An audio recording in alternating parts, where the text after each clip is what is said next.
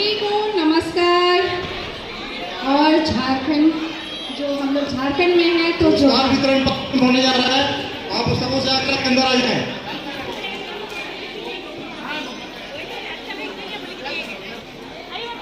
मैं चाहूंगी आप सभी से भी ये अनुरोध है कि कृपया सभी एक बार बोले, महाराजा हरिभरन जी की, महाराजा हरिभरन जी की, बरनवाल समाज की, भारत माता की, इस धरती माँ की। और इसके साथ ही मैं चाहूंगी जितने भी बाहर हैं, जितने भी गुणीजन सुधीजन बाहर बैठ के विश्राम कर रहे हैं, थोड़ा अंदर आकर विश्राम कीजिए, क्योंकि अभी आप ही के बच्चों को पुरस्कृत किया जाएगा। और पुरस्कार में जब पेरेंट्स ही ना हो तो सब कुछ गड़बड़ हो जाता है। तो आप लोग से अनुरोध है, कृपया अंदर आ जाइए हॉल में। और इसके साथ मुझे अभी कहा गया है कि कुछ अभी समाज के लिए बोलना है। समाज हम ही लोग से बनता है, हमारी सोच से बनता है। और हम लोग जो यहाँ पर बैठे हैं, जितने भी उपस्थित गुणीजन सुधीजन बैठे हुए हैं, हम लोग सभी समाज के अंग हैं। हमारी सोच समाज का आईना है।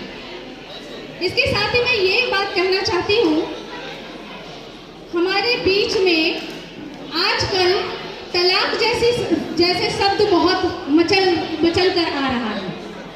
चाहे वो पुरुष वर्ग हो, चाहे स्त्री वर्ग हो, कोई कमतर नहीं है आज के दिन। आज हम लोग अपनी बेटियों को पढ़ा रहे हैं, अच्छी बात है, पढ़ाना चाहिए, बेटियों को शिक्षा देनी चाहिए, लेकिन नैतिक शिक्षा भी कहाँ आप लोग दे रहे हैं? नैतिक शिक्षा भी तो हम ही लोग को देना है। नैतिक शिक्षा भी हम ही लोग को इसलिए देना है कि वो परिवार बना सके, वो किसी के घर में जाके बिगाड़ ना सके। और बेटों को ये शिक्षा देना है कि अरे ये जा रही है, कोई माल जा रही है, अक्सर बोलते हैं, ये सब जानते होंगे इस शब्द को।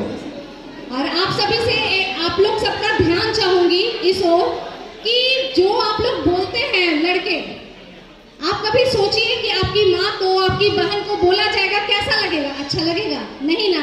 तो आप माँ का सबसे पहला कर्तव्य है कि उन बेटों को सबसे पहले शिक्षित करें कि जो लड़कियों को माल समझते हैं, और लड़कियों को भी शिक्षित करें।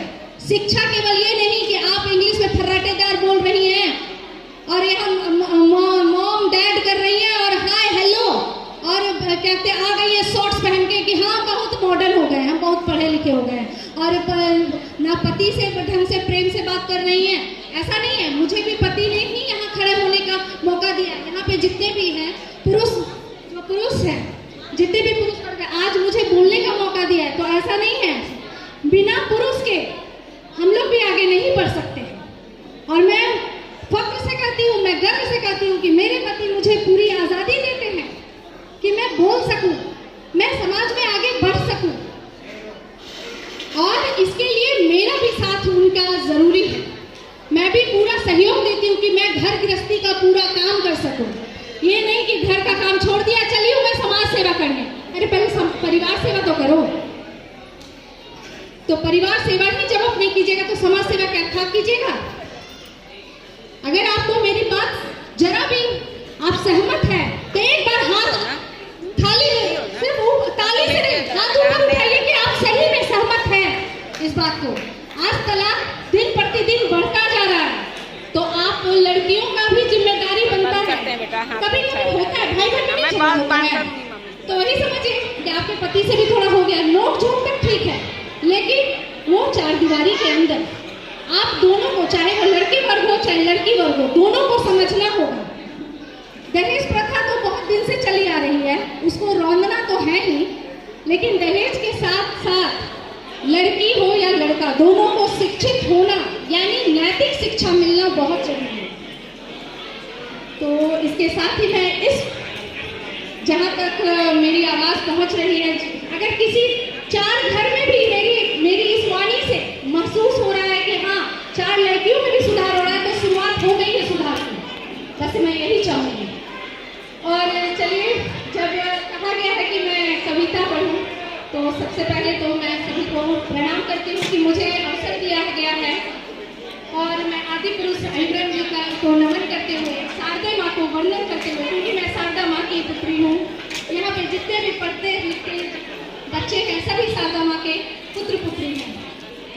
तो मैं उनका वंदन करते हुए अपना परिचय अपनी पंक्तियों के द्वारा मैं देना चाहती हूँ। सुनिएगा। भाव ही गढ़ी हूँ, मेरी इन पंक्तियों में सभी गृहिणी छुपी हुई है। भाव ही गढ़ी हूँ, मैं भाव को ही पढ़ी हूँ। भाव ही गढ़ी हूँ, मैं भाव को ही पढ़ी हूँ। आत्मभाव से ओतप्रोत साहित्य का कोई नहीं है स्रोत। आत्मभाव से ओतप्रोत साहित्य का कोई नहीं है स्रोत। मैं हृदय भाव की परी हूँ, ममता संग में खड़ी हूँ। गृह में प्रज्वलित करती ज्योत, गृह में प्रज्वलित करती ज्योत, उपाधि का ना पाया कोई व्योत। मैं हृदय भाव की परी हूँ, ममता संग में खड़ी हूँ। गृह में प्रज्वलित करती ज्योत, उपाधि का ना पाया कोई व्योत। मैं ममता कर्तव्य जिम्मेदारियों से घिरी हूँ, इन्हीं के मध्य मैं लिखती रही हूँ। साहित्यिक दुनिया की उदित करी हूँ, खुशबू बरनवाल सी भी इसी पहचान से आप सभी से जुड़ी हूँ। भाव ही गढ़ी हूँ, मैं भाव को ही पढ़ी। जी और इसके बाद मैं अपनी एक जो अभी मैं बात कही कि दोनों में म्यूचुअल अंडरस्टैंडिंग होना चाहिए, उसी पर मेरी पंक्तियां हैं। सुनिएगा। मीठी बोली शक्ति है, मीठी बोली शक्ति है, बने शक्ति ही फूल।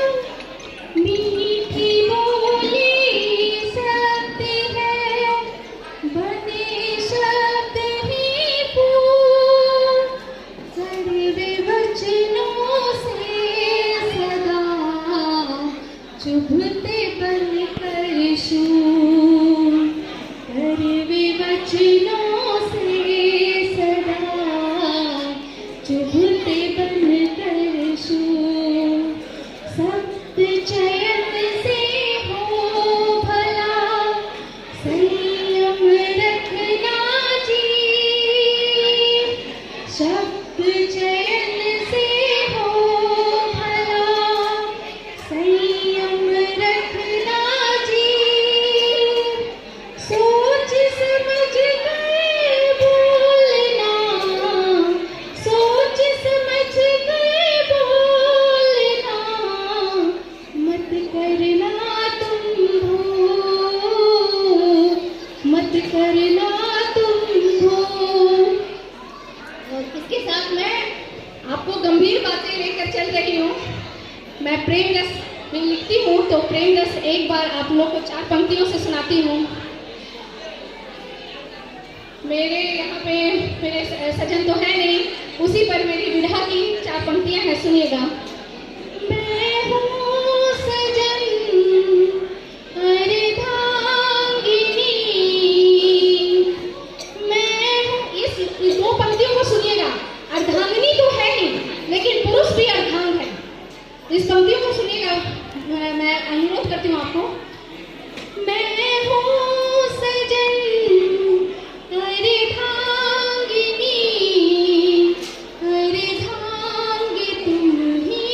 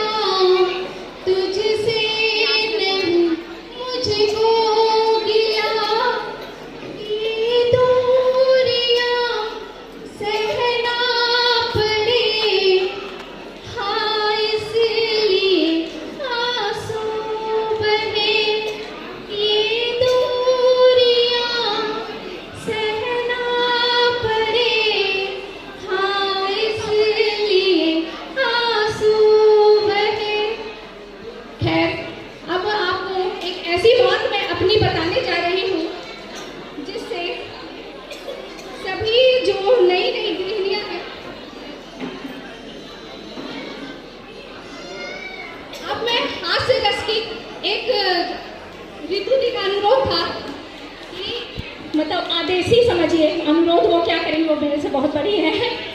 आदेश दी थी कि मुझे हास्य रस की तुमसे सुनना है, तो मैं भी हास्य रस में क्या सुनाऊं, अपनी ही बात लेकर आई हूँ कि शादी के बाद मेरे साथ क्या क्या हुआ, उसके बारे में बताना चाहती हूँ, जरूर सुनिएगा। शादी के बाद मेरा पहला नवरात्र, शादी के बाद मेरा पहला नवरात्र, उस किस्से में केवल 3 पात्र। और आप इसके साथ ही मैं आपकी तालियां भी चाहूंगी अगर आपको मेरी ये घटना पसंद आएगी तो, क्योंकि सब नई नवेली जितनी भी दुल्हन होती हैं कुछ ना कुछ मिस्टेक कर देती हैं, तो वो मिस्टेक मैं आपको अपने इस कविता के माध्यम से साझा कर रही हूँ, सुनिएगा। शादी के बाद मेरा पहला नवरात्र, उस किस्से में केवल 3 पात्र। ससुराल में चल रहा था मेरा लड़ने, ससुराल में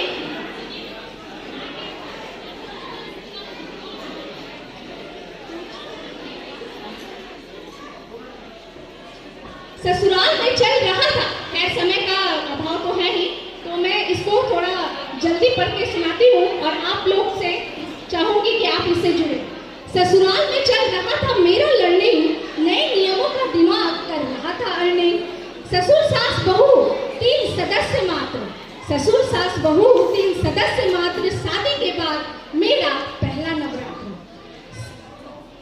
मैं बनी थी नई नई दुल्हन, जिसके विदेश गए थे कमाने सजन। विनोदी विरह वेदना में रहती हो रात्र, शादी के बाद मेरा पहला नवरात्र। सासू माँ बोली 9 दिन है खास, सेंधा नमक अनाज से रखूंगी उपवास। सासू माँ बोली 9 दिन है खास, सेंधा नमक अनाज से रखूंगी उपवास। प्याज लहसुन निकाल किया साफ हर पात्र, शादी के बाद मेरा पहला नवरात्र।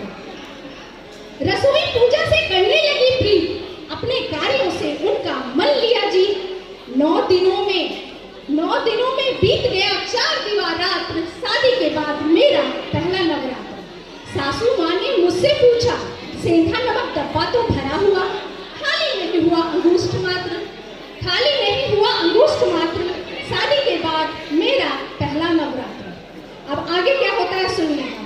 सेंधा काला नमक समझी मैं, सेंधा काला नमक समझी मैं, सासू माँ के उपवास में लगा दिया ब्रेक, सासू माँ के उपवास में लगा दिया ब्रेक। माँ मेरी करती फलहार से नवरात्र, शादी के बाद मेरा पहला नवरात्र। पापा जी किए सुबह सुबह, अब तीसरे पात्र जो आए हैं वो सुनेगा, आपका सहयोग चाहूंगी। पापा जी किए सुबह सुबह लहसुन खाने की तैयारी, मम्मी जी ने हाथों को सिर पर दे मारी। हे माँ, इस उपवास में हम बन गए अपात्र, शादी के बाद मेरा पहला नवरात्र। अब मम्मी जी क्या बोलती हैं, बहू को नहीं पता नमकों में अंतर, बहू को नहीं पता नमकों में अंतर। और ससुर पढ़ रहे लहसुन खाकर पूजा मंत्र, ससुर पढ़ रहे लहसुन खाकर पूजा मंत्र। सासू माँ समक्ष दोनों मुंह लटकाए, लग रहे थे छात्र, शादी के बाद मेरा पहला नवरात्र।